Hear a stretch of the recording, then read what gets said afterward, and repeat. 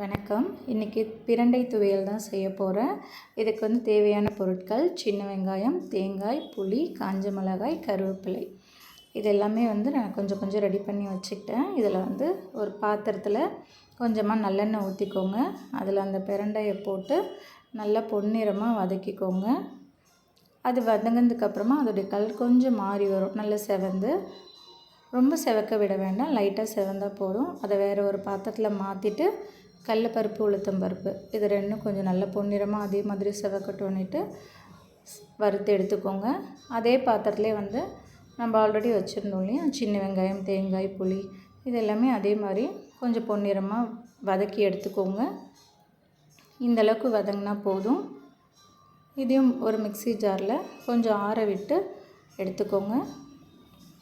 Mixie ஜாரில் மாற்றினதுக்கப்புறமா தேவையான உப்பு, அதை நீங்கள் கல் உப்பு போட்டாலும் சரி, இல்லை சால்ட் உப்பு போட்டாலும் ஓகே. நல்லா மசிச்சு எடுத்துக்கோங்க.